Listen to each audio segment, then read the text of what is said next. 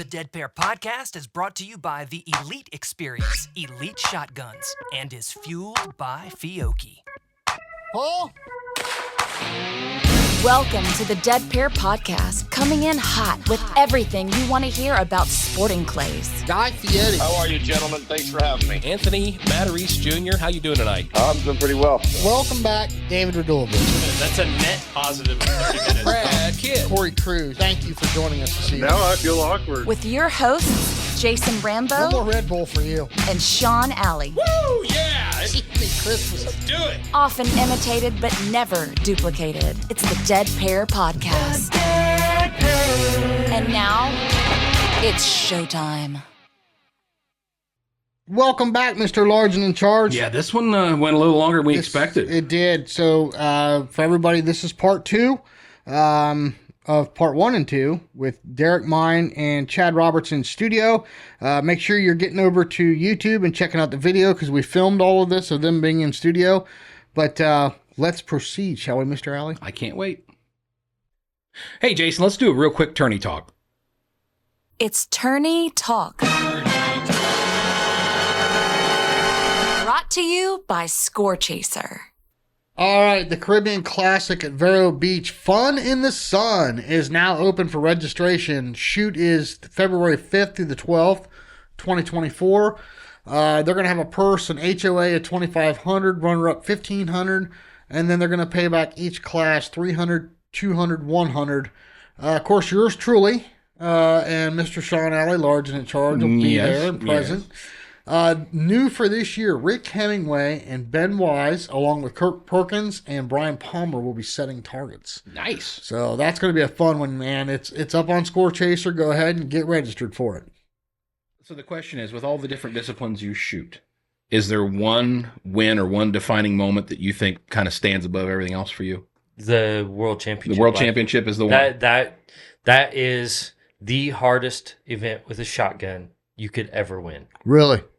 Because everybody that's there competing has earned the right to represent their country to be there. Mm-hmm. So they are there to do one thing. They are there to break targets and win that event. They're the elite of the elite. That it is like taking the guys that were always in the shoot off for the PSCA, Mm-hmm. but taking that group from every country. Wow.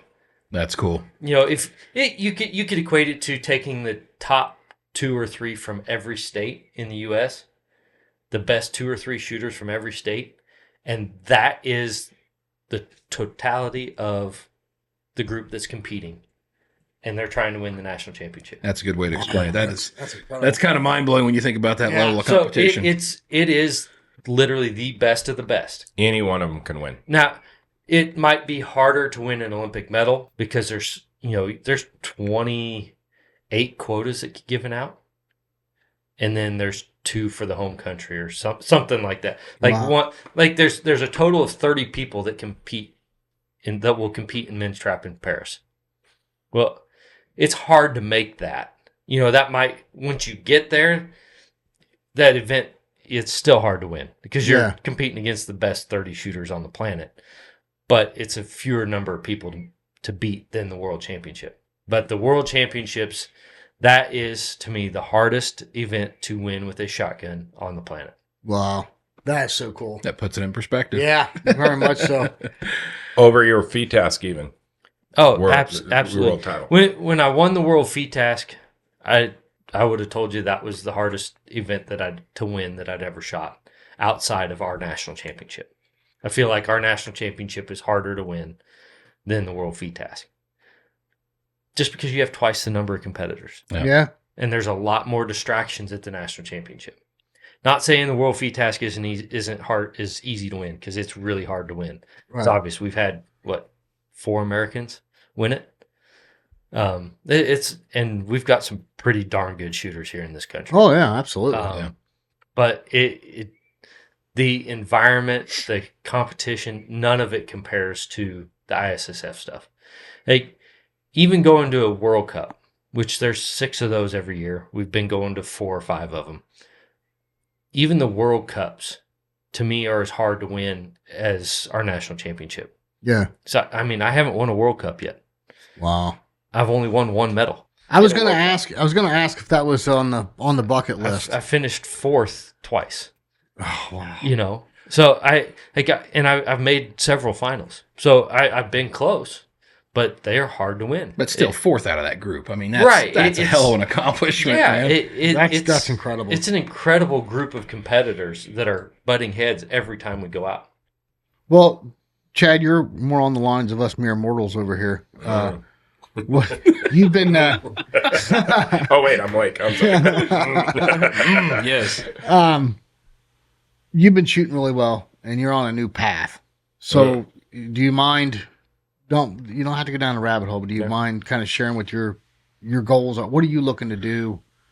Well, I can't be a world champion unless I go to the Worlds. So, I haven't really chased that yet because I don't make a commitment every year to go to that shoot. I go to the ones when it's here in the United States. So next year it'll be on my list to try to compete well there, not to win it. Maybe top 10 would be a really cool thing, or top 20. Why do you feel like you can't? Experience. Okay. That would be the only reason. Is it's not that I don't have the skill level to win it. I just think because I would be so fired up because it is such a big, because I've won world championships before. I got 5 of them. I'm going to give you another coaching moment. Here we go. This is how it goes with us. So now you get to see, you guys can just sit back and go for it. The profits going to whether you think you can or you think you can't, you're right. Absolutely. So if you go into the world championships thinking you can't win, You're not going to win. You're not going to win. Absolutely. So why not approach and practice like you want to win? That shoot? Yeah. Oh, I agree with you 100%. Well, but why don't you have positive thoughts about it? Oh, well, it's because I don't put myself in or the position to go. So if I know I'm not going, I'm not training for that. Derek just made me had a flashback of kung fu movies. Yes, but he's absolutely look, guys. He's he's absolutely correct because when I shut it off to knowing that I'm not going to, it's probably from my racing days. It's like, are you going to go to the Worlds this year? Yeah. Well, I've been training for a year for that. I already know what I'm going to do. That's part of my bucket list. Since I got into this sport, when I didn't go there. Originally, I wouldn't go to the Worlds because I didn't think I had enough experience to compete at the Worlds. And that was a bad mindset. I should have been going when I had the ability to go before, just like I didn't go to Dubai. I didn't do some of these shoots when I should have. I had every opportunity to go. And I didn't because I thought I didn't have enough. It was kind of a catch-22. It was like I thought I didn't have enough experience or ability to compete at that level. So I didn't put myself there, and that's the bad thing. I should have, because now, looking back, I would have had a hell of a lot more experience, right? Yeah. So my goals have always been starting small. Is probably why I win as much as I do locally, because there's specific reasons why I do that, and I have it all the time. And when I train, that's what I'm training for. I still want to break into the level I was when I was on the PSCA tour in 17 and 18. I got 4th at the Nationals and 3rd in 2019 5-stand. I was always there. I was right on the knocking on the door. So that mindset has to change for sure, because I'm going to do these events as I get older. So you just said something that I think a lot of people can take from. Mm-hmm. And that is that experience factor. You talked about winning locally. Mm-hmm. Well, if you're going to win on a national level, you have to learn how to win somewhere else first. And like throughout my career, I won a lot locally. Then I started winning on the state level and then broke into the national level before I won Dubai. Before I won Dubai, the only thing I'd really won on a national level was the feed task at the US Open. But from that point on, I still felt like I needed more experience winning and learning how to win. And I actually feel like I got that from subgauge. I shot a lot of subgauge in 15 and 16.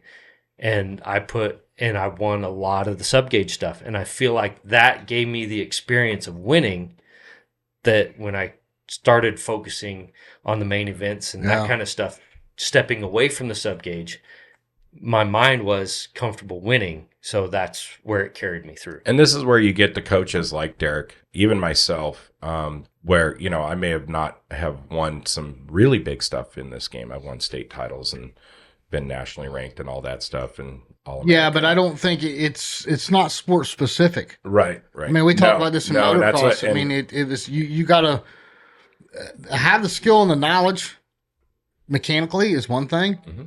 And are you fast? Yeah. Can you win? Yes. Can you win all the time? No, because you don't have enough winning experience. Right. And this is where I'm at now, like talking to Derrick and hanging out with Derrick like I do. And he's my friend, you know, he's family, you know, so, but is learning how to win. And a lot of coaches don't go there with that because they don't know how. Why? Anybody? They're still learning. Because they're still learning. They haven't won yet either. Yeah. Or they've never won. So that's tough. So to finish kind of what I was going is if you want to be a champion in this sport, you've got to start with small building blocks. You've got to start winning somewhere and learn how to win. And then you're going to build up to the big wins. Right. Like it doesn't happen overnight. It takes years of stair steps. Yeah. And you probably have to win for a longer period of time on the local level before you can get comfortable winning on the big. I mean, I started in 07 and I didn't win my first big shoot, which was Arizona State till 13. And then, you know, 15 is when I made the PSCA tour and, you know, and it went from there. And where I started really honing into where I won, you know, the double state in California, which that's what Zach had done, you know, in the past and some of the other guys out there. So yeah, learning to win. I think I've lost it. I told you guys that one time, I think last year in this studio, I said, you know, you go up that road once, you don't realize you went up the road. Yeah. You know, up the mountain. And then you go up it again. You're like, oh, I don't remember that rock being there. And it's a little bit harder. Mm-hmm. And then, you know, the second and third time's harder. And then the fourth time, you know, I'm a 5-time world champion in another sport. And man, that fifth time, sometimes that grass grows over. And that's what it feels like to me. Those things that I'm experiencing right now that Derrick has helped me with, because he really got to me. You know, kind of brought back some BMX days. No, it just allowed me to weed whack some of the weeds out of the way, and I found the road. I think I feel like I'm finding the road now, and you know, and I had him to sit there and was like, yes, this is what I was talking about, and we did it. We quantified it. I know I keep going back to that word because we've talked about it a little bit. I feel like he's helped me quantify what I was missing. You know, and I don't know if maybe that's not the right word. But I'm telling you guys, in the shooter world, there's a level to break through to get into that top where I'm right there. And it's not my age. It's not my eyes. I got all that stuff. I got the sponsors. I got the team. I got everything around me, and now it's just getting it done. And, you know, that's the struggle. That was what was so hard, you know, it's just even with Don, you know. You got somebody else helping you too, but we're gonna dive into that in August. So Don's helped me immensely and, you know, pushed me one way to the other way and stuff like that. We're working on a path, but this wasn't even mechanical what Derrick's talking to me about. This has nothing to do with mechanical, and it had nothing really to do more with just understanding how to reconnect with a target correctly. I had to change his mindset. Yeah. And ultimately, if you want to be successful in this game, you have to have the right mindset. Yeah. And this wasn't being like Mr. Positive type of mindset, guys. This was literally changing my mindset of how I looked at what I was doing, standing there while I was pulling the trigger. Interesting. Very interesting. We've been on here for a minute. We have some cool stuff here in common with Mr. Derrick Mein. Chad is Elite Shotguns is now a sponsor of this podcast. Yeah, I'm out. Nobody's perfect, Chad. Right. It's like 5 of these kids are doing the same thing. Chad's over in the corner. But talk about that just for a brief second, Derrick. Being part of the elite team, I mean, what an honor, right? Yeah, you know, they're amazing. They're an awesome group to work with. Murray, Aaron, Brian, they're all just incredible to work with, and they're willing to go above and beyond to help you find what you need. And they want to become you know, they want to be that one-stop shop where you can get everything you need to compete in the game of sporting clays. Yep. Or in shooting in general. Right. And they have pretty much everything you need. And they will help you find the right piece for you. Like, yeah, they're the biggest Kohler dealer, and that's what they love. Sure. But they also sell Zoli, Caesar Guarini, some Berettas, Brownings, Benellis. Like, they sell a little bit of everything. Right. And so you can find what you need with them. And their used inventory changes daily. Yeah, they've got a constant flow of stuff coming through their doors. And, you know, you check out, they just redid their website. They just got that launched. It looks awesome. Yeah, it does. And looks really cool. you can actually function through it. So that's nice. A little easier to navigate. But, you know, you can see their inventory at every store they have. Yeah. Yeah. You know, and they've got locations all over the country. So there's one fairly close to you somewhere. Mm-hmm. And if not, they're probably going to be at one of the shoots somewhere. Yeah, exactly.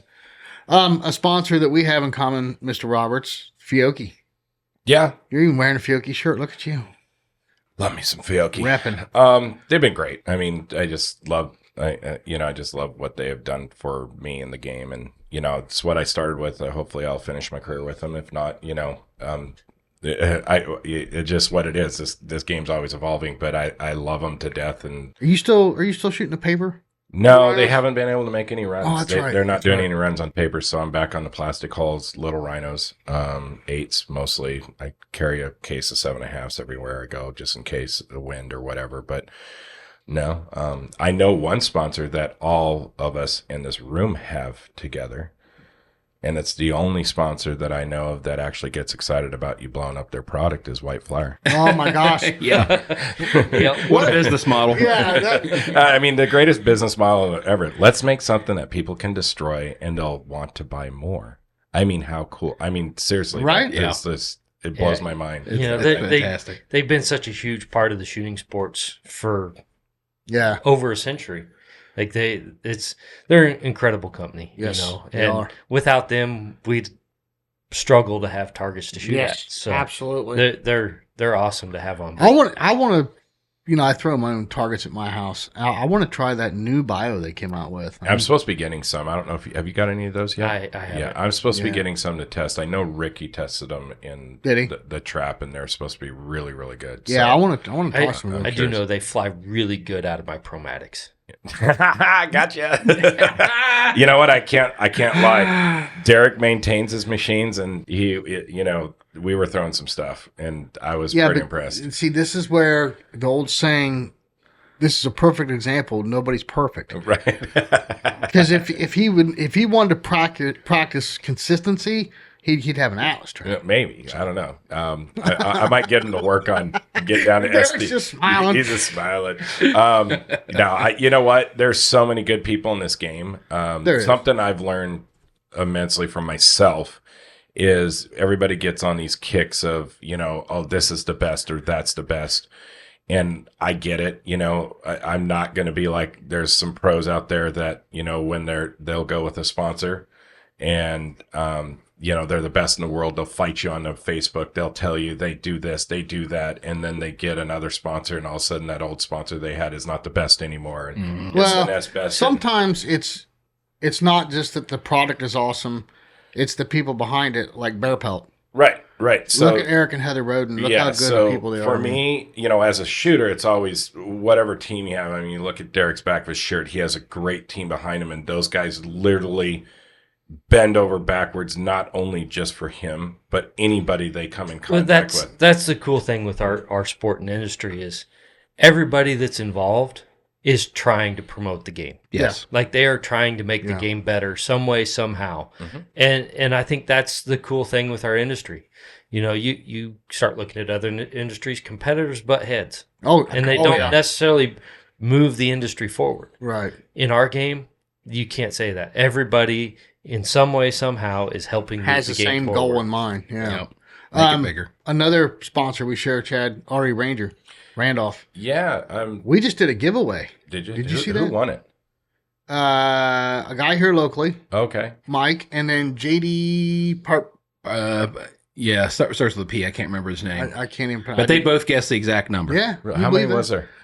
565. So my 776. I thought somebody had put 3 No, cases plus 1. I thought you were going off your 11 billion comment. Oh, the 1 billion, the 1 million or billion million. Yeah. We did that out of his house. We filled up some buckets. Man, I mean, especially in bunker. I shot some, papers out there. Look, I don't care what we shoot. I mean, everybody's so good in this industry. I love my gun. I think he's having withdrawals from smelling all my federal papers. I did shoot some Federals because I didn't have any ammo yet. My stuff was being shipped. But I'll tell you what, don't think that Derrick hasn't shot Fiocchi's before. Ask him what he wanted to buy with. Oh, snap. Oh. But we don't even know. Okay, we're not even sure if they were Fiocchi's. The base said Fiocchi, but everybody had to shoot that shell. Yeah. You couldn't bring any ammo in. Yeah. They provided it all. Provide a shell. Yeah. But I mean, that was when he didn't have a sponsor. He didn't have the support that he has now. So it was like whatever they had. Right. Shot, so. Well, let's get back all on the same page. Mm-hmm. One sponsor that we all use is Rhino Chokes. You have your barrels perforated. They're getting my new barrels. I just got my new Super Scrolls receiver from Blaser after 2 years of waiting for that bad boy, and I got a set of barrels. I sent them down to Rhino, and they got there on Friday. Yeah. Actually, they're getting done right now. And Derrick, you use Rhino porting, correct? Yeah, I use their porting, yes. Yeah. Yep. And then Sean and I we're all you're the full front to back. Yes. Rhino, right? Yeah, Scott's such a great guy. Oh, they're great to work with. And I'll put their porting up against anybody's. Yeah. It just There works. is a difference. Like my new gun, I haven't got those barrels ported yet, and I can feel it after 50 targets. You were shooting it the other day, and you're like, "Woo, that a little bit more than." Well, I've had people tell me, "Well, my Browning's ported." It's like it's not the same. Yeah. thing. No, it's different. Very different. You've got to have the right style porting. Yes. And unfortunately, the Browning porting, it may help some, but it definitely creates a lot more noise than a lot of porting. Yes. Kind of like the Benelli ones too. Yeah. Do you think it ruins a barrel? Like the value of a barrel? Like when you see that, or do you care because it's a tool for you? I think from a collector standpoint, yes, it probably does. Okay. Because collectors on old stuff are going to want it as it came from the factory. But for a competition gun that's designed and meant to be a competition gun, I don't think it hurts the value any. Yeah, I think for certain like women and kids, that, just mitigating muzzle jump, recoil, anything that you can do that doesn't hinder the performance of how you shoot, I think is worth it. Right? Yeah. Shells. Well, I think Corey's video, the one where he's holding that over under one-handed and lighting off both barrels and the thing barely moves, that is proof positive. Before and after. Odo Pro Technologies. I know you don't. Do you use Odo Pro? What is Odo Pro? The sound gear? Electronic ears. Electronic ears? You don't No, use? I use ESP. Oh, man. Again, nobody's perfect. Nobody's perfect. And then, of course, Vero Beach Clay Shooting. I'm going to put both of you on the spot. Either one of you going to come down for our Dead Pair podcast tournament December 1st and 2nd? It depends if... I don't hear it depends. I'm putting I up will not. $50 back to class. I wish I could. Yeah. I've got... You know that Texas is doing something like that right now? They're doing a series that I was talking to Ben McAnally, and they got approval to do a series with that type of money back to all their shoots they're doing. Well, we're going to see I don't know if it's 50. I think it's 25. Yeah, but where's it going to be? Vero. Yeah. Yeah. I think Jen's got me on a little Short trip. leash? No, just a trip that we have friends that we have to go up to Northern California with that are coming in. So I'm not sure. I would love to. If I can, I would love to go. Look, I'm coming out there next month. I know. That's going to be so much fun. I am going to... Does she like vodka? No, she's a tequila freak. I'm going to bring some Cuervo out. I'm going to convince her that you're coming. Don't waste your time with Cuervo. Yeah. Get some good Mexican agave. Oh, there you yes, go. that's what No, she I'm going to does. call Guy Fieri and get some of his Santos is what I'm going to get. You know what? You know what that is, right? Guy Fieri and Sammy Hagar. They developed, they're buddies. They developed that tequila. I'm going to bring some of that out. Yeah, I need to go to his place up in North. I need to get Derrick to come out and do some clinics with me. I think might be something that we need to.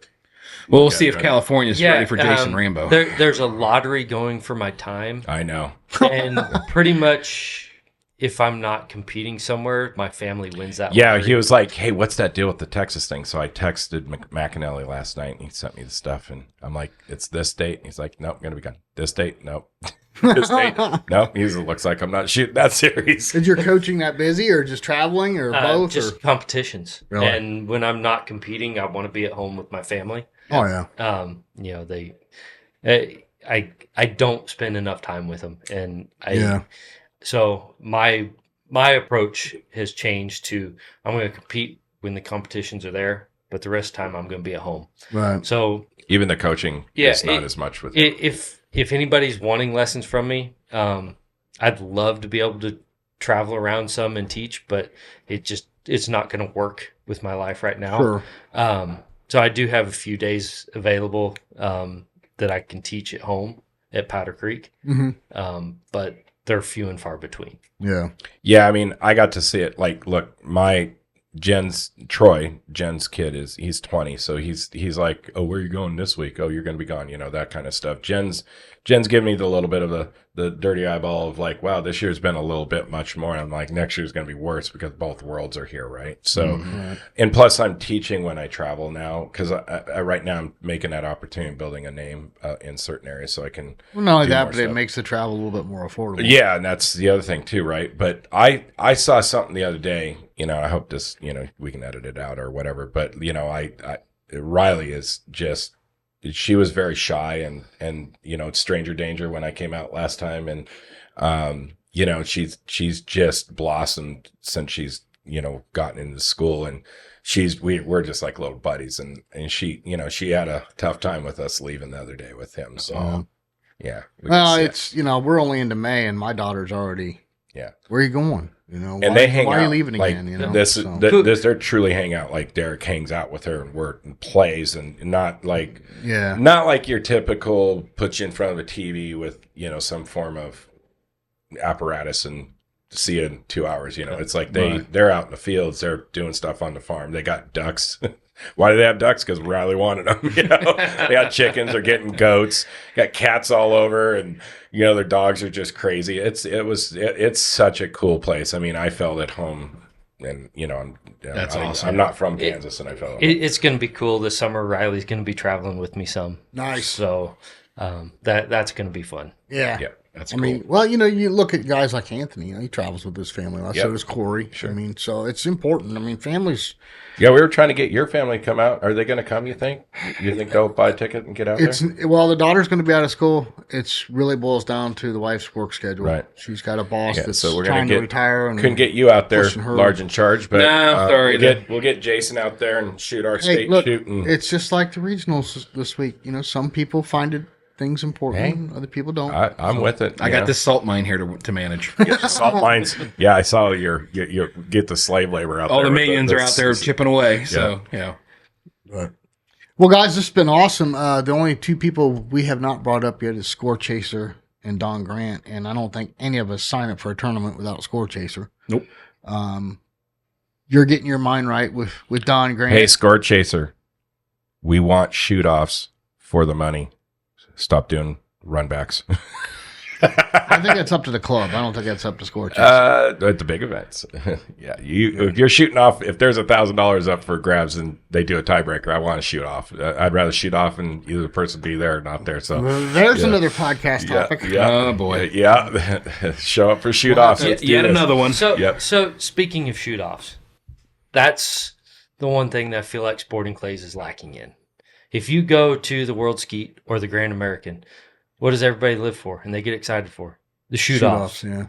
Well, we have an extreme lack of shoot-offs in Sporting Clays, and I think that's one of the other things we could add to the excitement around our game to help draw in outside. Well, I think the Super Squad proved that at the Nationals last year. Yeah, definitely. The Super Squad's awesome. I mean, imagine though if I would, because I filmed the Super Squad, you guys saw that, and imagine if they were tied after the last station. You're talking about the Open. Yep. And if they would have had the shoot off on the next station, or they do like golf, they go back on and, because they're the last squad out there. They go back 2 stations in. They start at hole 18, and start at that one. If they tie again, go back 2 stations and then shoot the last 2 stations. They tie again, go back to 3 stations.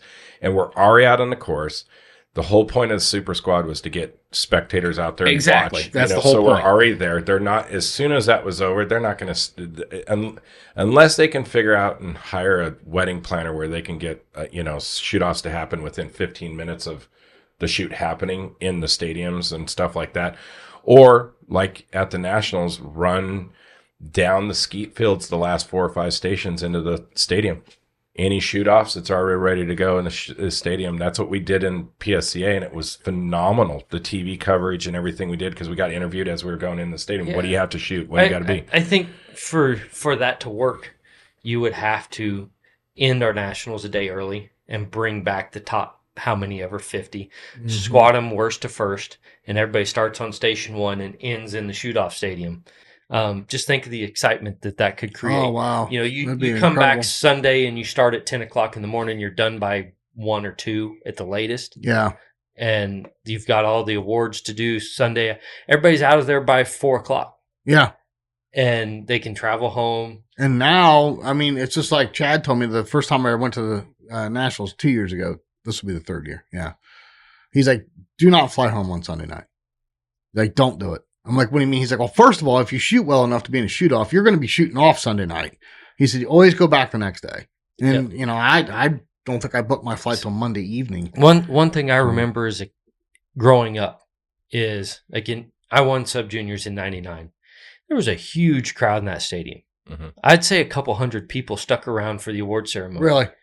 Now, if there's 50, I'm shocked. Yeah. And it's family only, really. Yeah, it's family and friends of the winner. Yeah.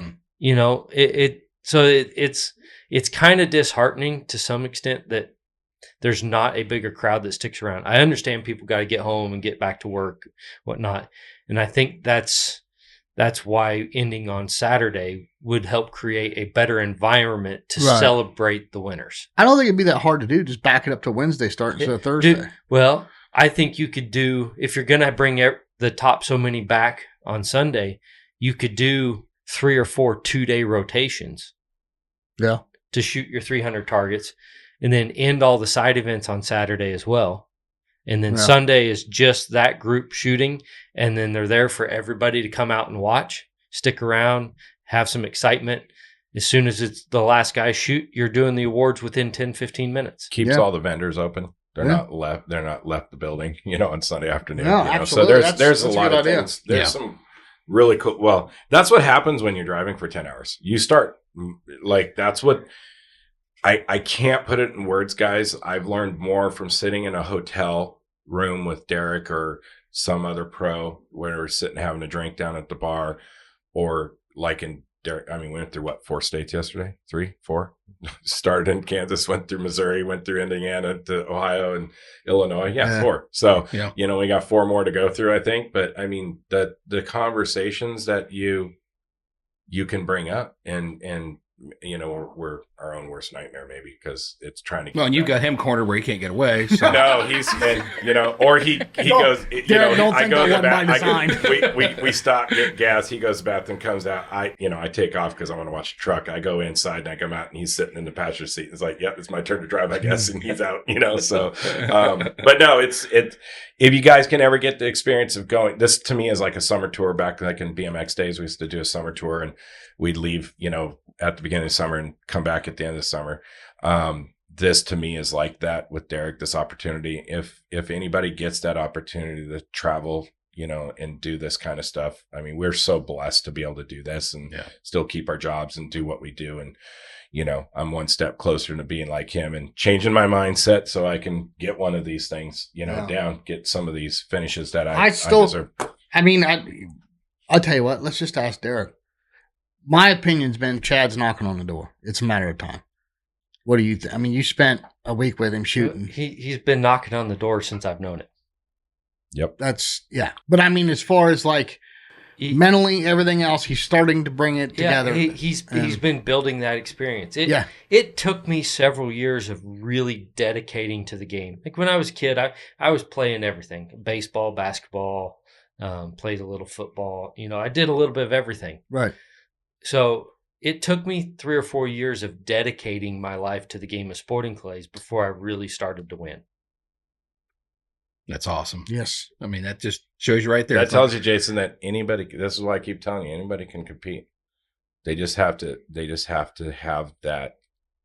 You're talking about me going to master, and I don't even want to go there. Tell him about that. Is that a bad thing for him to go to masters? He keeps wanting to not do it. I don't want it. I don't want it. He's scared. I'm not. Listen. Okay. Here. This is. I understand. No, wait a minute. I didn't want to go there. We're going to go there. I totally agree with you. Whether you think you can or you can't, you're probably right. Okay. I get that. I've always believed in that.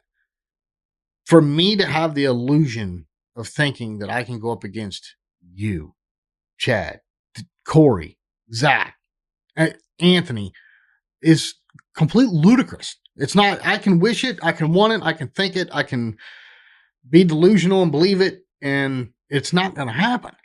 I mean, you guys have missed more targets than I'll ever see in the rest of my life. Okay? I mean, it's just, look, I'm 50 years old. I got trash eyesight, both eyes. It's just not going to happen. Financially, it can't happen too. That's the other big thing. You know, yes, I have my own traps. Very blessed that we have some support from Fiocchi, Sean and I do, but those targets aren't free. Yeah. And the tournaments aren't free. Yeah. So. No, and you know, you have to have personal goals. And, you know, sometimes the way our game is built right now, it's inevitable. If you shoot a lot, you're eventually going to punch into master class. Yep. And so when you get there, you have to have your own personal goals. Right. And that's what you're shooting against. You know, some people, their goals are to beat everybody there. Some people, their personal goal is to, you know, maybe shoot their best score they've ever shot. Right. Or their best placement they've ever had. And like with best score, that doesn't necessarily mean the highest number. Right. No, I get that. Like I was down at Vero at the Caribbean Classic. I shot one of the best rounds of sporting clays I've ever shot in my life. Yeah. And I shot like a 90. Really? Yeah, I didn't finish the round. I missed a lot the last two stations. But the first 13 stations of that course, I shot better than I ever had in my life and had missed 3 targets. Wow. Yeah. Kind of puts it in perspective, honestly. So, you know, you've got to be honest with yourself about what a great round is. Mm-hmm. Like if you could go out and shoot a 98 on a little corporate course, but then go out on your state championship course and shoot a 92, and that 92 is a way more impressive score. Yes. Agreed. Well, the other thing too, Jason, is you've also said, you know, one of your goals is maybe be able to, you know, put yourself in a position to HOA as a AA. You've said that before, right? So if that doesn't matter whether it's AA or if you're C class or master. Yeah, it doesn't matter what class you're in. Now, understand that's at a local level. Yeah, that might be where your goals are at. So I'm gonna give everybody my proposed rule change I sent the NSCA. First of all, you need to raise the amount of punches required to move up in classes. Follows B to A, move it up to 15, A to AA 20, AA to master 25. It's not that much.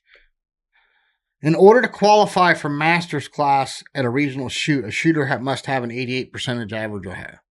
So in other words, let's say I bump into master. I make my punches here locally. I'm going to be in master class. If I go to a regional, I have to have an 88% higher average or higher average in order to compete in master. In order to qualify for masters at the nationals, a shooter must have a 90% or higher average that was obtained from at least 2 regional shoots. That means if I'm going to go to the nationals and compete in master's class, I have to have gone to at least 2 regionals and had a 90% average. So have you looked at how many people finish with above a 90% average? Well, my average, that's the one flaw in my, and I wrote this here to them, that the one flaw in my idea is the percentages need to be changed. I haven't looked lately, but the last time I looked was 5, 6, 7 years ago. I think there were maybe 10 or 15 was all that finished with above a 90% average for the year. But I think my idea works if you just adjust the percentages. Yeah. And then I got here, note any shooter that has placed in the top 100 at nationals for the last 3 years would still compete in the master's class. This keeps people that didn't shoot last year from showing up in AA and just waxing everybody. And I wrote here, why it may not be the ultimate solution, it would keep shooters classed in more state, regional, and national level. So that was the point of my proposed rule change. Yes, the percentages, to your credit, need to be adjusted. Maybe it's only an 85% or something, you know. But what I'm getting at is they have talked about, and my point to this rule was Mike Hampton made a comment on this podcast, was it January of last year, 22? Yes. He said, you take Joe Smith out of Montana or something that competes locally at Masters. They don't want him in anything but Masters class because he wins everything there. He goes to the Nationals and he finishes 350th or something. So what I'm getting at, my proposed rule change is it keeps it classed fairly between state, regional, and national level. So one of the things I've always thought is if we were to use a true average system, I know there's a lot of taboo against that because courses are different. Sure. If you are traveling on a national level, your average will reflect that.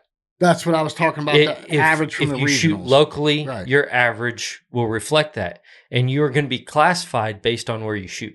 Correct. So I think if you get to a true average classification, I like the way they do it in the CPSA. It's a true average, but you can only down class once in a year. In a calendar year, you can only move back one class if your average falls enough for you to be downclassed. I think the biggest thing is our game here in the U.S. has been built around the excitement and the allure of becoming a master, and you're going to fight taking that away from people. And that is what is ultimately holding our classification system back, is people don't want to let go of that achievement of becoming a master class. Yeah, because over half the people in master class really shouldn't be there. Let's be fair. So I think there can, to really fix things, you're going to have to build a system that allows for some eternal designation of, oh, you achieved master class. You'll forever have that achievement, but you're no longer competing in that class. And I think you're going to have to come up with some way to have a list of people that had achieved that at some point in time, but force them to take the down class is the only way to correct the system that we have. Yep. Because, I mean, I was a master all last year. I got bumped back to AA this year, and I feel like I'm way more competitive in AA. Yeah. And most people, what you see is the guys that do take the down class, they take it because they like to be competitive in their class. And so they get downclassed and they get that fire again. And so they're competitive in AA and they move right back to master class. Yeah. And essentially the guys that are competing a lot, they're the ones that travel to all the big shoots. Most of them are easing their way towards master class. And that's why you see such a large percentage of every shoot in master class, because people actively shooting are the ones that achieve master class. Yep. And then they either taper off the amount they're shooting, or they disappear from the game altogether. Yeah. Chad, you're over here just smiling, trying not to say anything. I just go back to the old days in racing when we used to have novice, intermediate, and expert, and we had this exact same problem in racing as the nationals were getting really big, and it was the same thing, right? And two things that helped the sport bring back the sponsors is purses. That worked, right? Number two is at the World Championships, they eliminated novice and intermediate, so you were just an age group category or pro. There was no in between, so it eliminated some of the feel of the novices and the intermediates that are better left to stay at home and not go to the World Championships and go against, unless they're trying. Maybe they do, maybe they want to do something, and they want to try to see if they can make it. That is one thing to look at. You take the World Feed Task, for example. There's no classes in the World Feed Task. They still get 1,100 shooters. Yeah. So they have concurrence, right? There are concurrents. Yeah. So, this whole, now granted that is a world championship. So there's the allure of saying you shot in a world championship. Right. Helps inflate the number of competitors. Yeah, I think the nationals just is, for me, because I knew I was going to go masters and this is what I was going to do. So I had no allure of staying below the classes. What I found, though, is this feels like the nationals don't have that, oh my God, the national championships anymore, because it feels now more like it's just a big, it's almost like a trade show, right? It's all the vendors and stuff. It kind of is. And that's something thing. I feel going to the larger back to class money will help incentivize people taking that down class. Yeah. Yeah. Because if they can start winning some real money, knowing that they can't compete in master class, so they'll take the down class until they get to a class that they can compete in. Yeah, it might lead to some sandbagging. Right. But someone that does that, they're only hurting themselves in the long run. Well, and it won't last that long either. Well, one of my favorite statements is by that article that Tony wrote before he passed. He said, you go to a bass tournament, you walk up to anybody in the parking lot. They're not going to tell you, oh, I'm not going to win. I'm just here to fish with my buddies. No, everybody in that parking lot thinks they have a chance at winning. He said, but you go to any sporting clay competition in the United States, and they'll all tell you the same. Most of them will tell you the same thing. Walk up to them in the parking lot. I'm just here to shoot with my buddies. I don't have any chance of winning. Yeah. And we need to change that mindset, or it's just going to end up being, because, Anthony talked about, if you look at the growth of the sport, it's growing at a certain percentage, but then you have all these drop-offs. And a lot of that is people hit master's class and the allure of chasing punches is all gone. Yep. They're not winning anything anymore. They feel like they're in the quote unquote donation class. Yeah. And it's a problem. Absolutely. We got to fix it. So, any last closing thoughts, Mr. Roberts? Derrick is an American hero. What? Derrick is an American hero. Did you hear that? Yes, he is. You are so full of it, Chad. I love you, man. No, this is so cool. I mean, I love doing the podcast. I love doing everything with you guys. The videos. I hope we do more of those.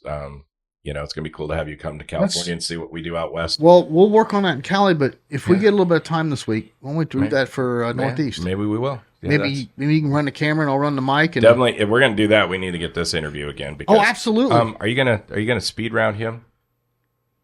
I did the last time we had Derrick on. Oh, okay. Has anything changed since Are you talking about the rapid fire? Yeah, rapid fire. Let's just do it again. Okay. You want to do it again, Derrick?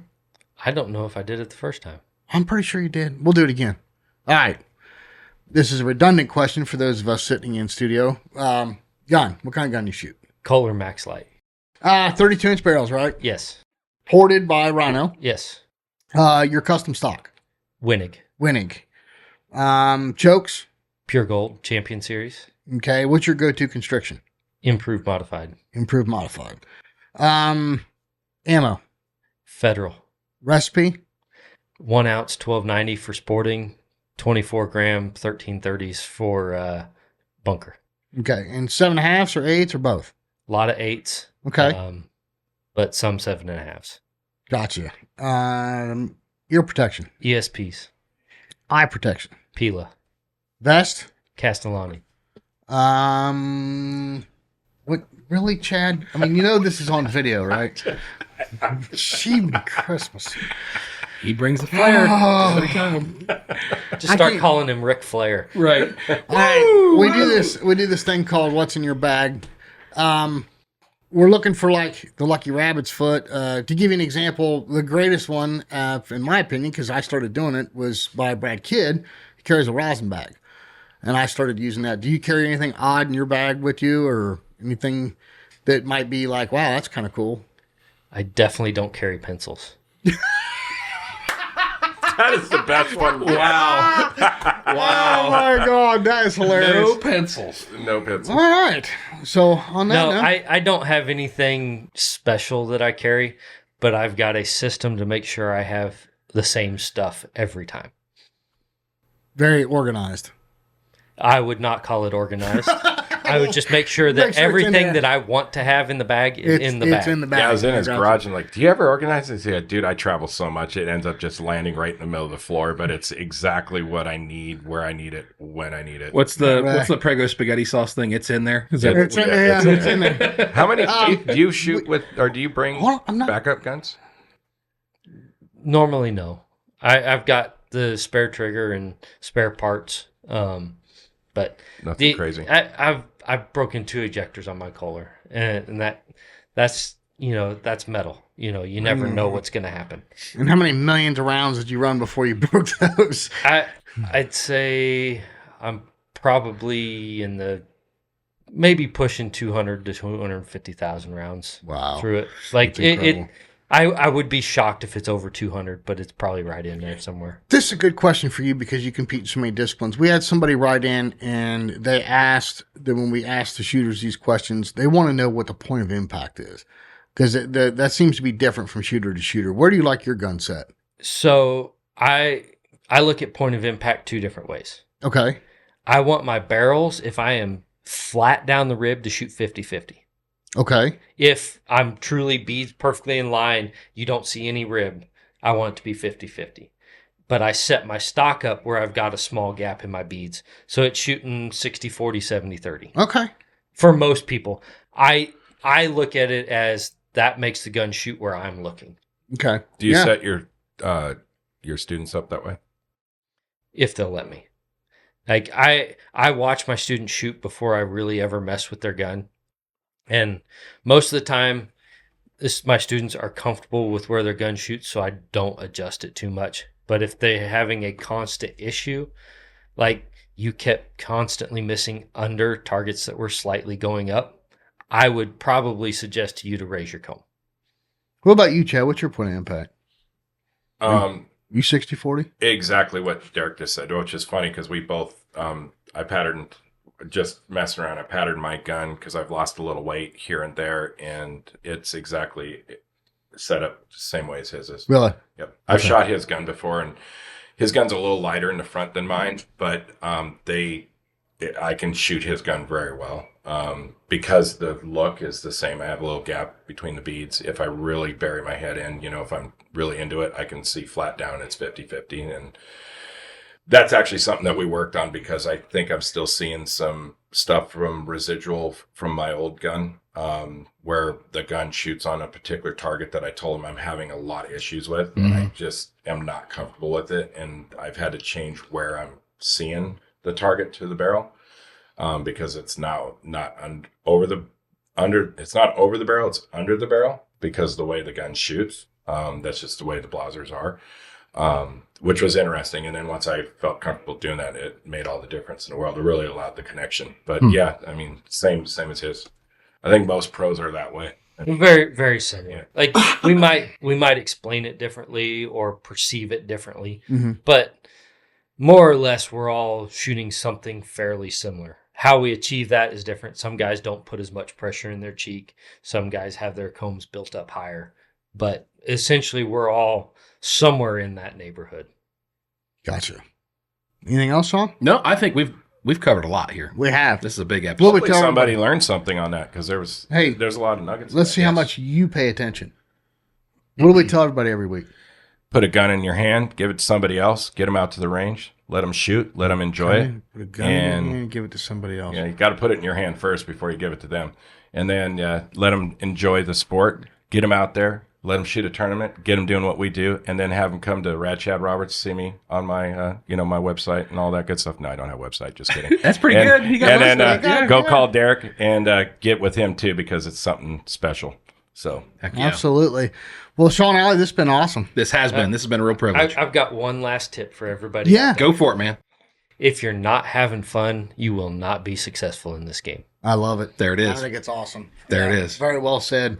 And Derrick doesn't look like he's having fun sometimes because he's so serious about it. But trust me, I've actually talked to him while he's in that mode. I'm like, are you okay over there? He's like, I'm having a blast. It's like, you don't look like it. That's the eye. Sometimes the hard work in the middle of a tournament that leads to a win is what makes it fun. Yeah. Ricky Bobby Inc. If you ain't first, you're last. Amen to that. There it is. There it is. Ooh, we got a little Ricky Bobby drop in here. Yeah, I like it. So I get enjoyment out of competing. That's what I love. Yeah. That's where my enjoyment comes. Just breaking a target anymore. I enjoy it. I enjoy hitting a target really hard, but I really enjoy competing and I love winning. Especially when you hit them really fast in slow motion video. Oh my God. We need to figure out, if you don't mind sharing that with me, we need to figure out a way to put that up in this video. Or put it on our Dead Pair Facebook page or something. It's like, look what this guy can do. Yeah, for everybody listening, we're going to, this whole in-studio thing was filmed, and Derrick shared a video with Sean and I that Chad took of him shooting, and I think he busted that clay about 2 feet out of the trap. It was incredible. 3.5. 3.5. Yeah, the good one was about 2, and it was literally as you could see the arm in slow motion going around to throw the target. He was already firing. You could see the shot in the air. It was that. That's fast. incredible. That's crazy. And there was no. It was just weird, and that target was being thrown 50 yards. It was not slow by any. So are you going to incorporate this into your trust training now? No, I actually did it, but I still don't have the speed because of the trust. Right, like I shot it pretty quick, but it was over the top, over the top. Of the so what people are not going to get from the one video that we have is I shot at least a box, if not 2 boxes of shells, trying to get it on film. Okay. Like the best one I had that day, we didn't get on film. Yeah, that's because my phone overheated because it was hot down where we were shooting. But so. I shot a lot trying to get the timing down right to make this happen, and it's something that I only did because we were out there playing around. Wow. We were done at that yeah, point. we were all the training and Yeah, I was like, hey, how fast can you hit that? And wham! I was like, oh my God, that's pretty damn cool. The machine was it's a Chromatic Super Sport, has a trainer spring on it, and then we were probably 40 yards to the trap, and it was going up and curling to the left at about half of a trainer spring. Yeah, it was going about 50 yards, maybe. I mean, maybe maybe a little. Yeah, the target hit the ground at 55, 60 yards. Still, so it wasn't that. It wasn't crazy slow, but it wasn't fast, or it wasn't slow, and it wasn't fast. But when you see the distance where you fired the shot from to where it just to be able to connect that whole series of dots to make that happen, that's pretty impressive. Yeah. It's amazing what a Kohler and Federal combination can do. That's right. There it is. plug. Just imagine if he was shooting Fiocchi's, it'd have been dusted while it's still sitting on the because plate. I did it with Fiocchi's and it didn't go that fast. No, that was because. Well, if you shot Crushers, you might have. Might have been getting there a little quicker. Speaking of which, Sean kind of tickled my fancy on that a little bit. You know, we shoot little rhinos. I ordered some white rhinos. I want to use those I want to try those on like rabbits and raboos. They're fine. And White rhinos are some great crushers. shells when you want to put some more pellets in there. The 8s, there's like 640 pellets in an 8-shot, 1 and an 8. Just remember this: 1 ounce and an 1/8, other than mentally, will not help you put the center of the pattern on the target. Right. Now, I totally get that. I So totally get that. Yes, it will fill in your pattern some. To break one target, yes, 1 ounce and 1/8 probably better. Yeah. For me personally, a 1 ounce load allows me to put the center of the pattern on the target better than any other load out there. It's the control of the gun, right? Yeah. Now I do like the paper crushers. Those are pretty neat shells because they feel more like a little rhino with a little bit more speed. I don't like it's not that they're not good. I don't like plastic crushers because I can feel the recoil a little bit more. Yep. I like zero recoil, full control of the gun. But it is nice to put something hot in your gun every once in a while. Yeah, I ordered a few crushers just to play around. Just shooting the bunkers. I mean, they're 1325. I mean, they didn't have any kick because they were 24 gram. But boy, man, they were just getting to the. And 24 grams, 7/8 ounce. Yeah, it's actually a little less than 7. Is it? Mm-hmm. Okay. Yeah, and it gets to the target like now. I mean, you're shooting fast targets, full spring, just wing, and you're just like amazing how fast it was. It was pretty cool. Incredible. Anyway, What do you think, Sean? Well, is there anything else? I think. We can keep going. I'm sure. I think we really probably ought to get on the road. We've solved the world's problems. well, Sean Alley, until next week. Can't wait to see y'all back here on the Dead Pair Podcast. We'll see you next time on the Dead Pair Podcast. The Dead Pair Podcast is brought to you by Elite Shotguns and Vero Beach Clay Shooting and is fueled by Fiocchi USA. The Dead Pair theme song was written, arranged, and produced by Toby Tomplay. Special thanks to the following sponsors: Bear Pelt, Rhino, Otopro, Dawn Grant, Atlas Trap Company, RE Ranger, and White Flyer Targets.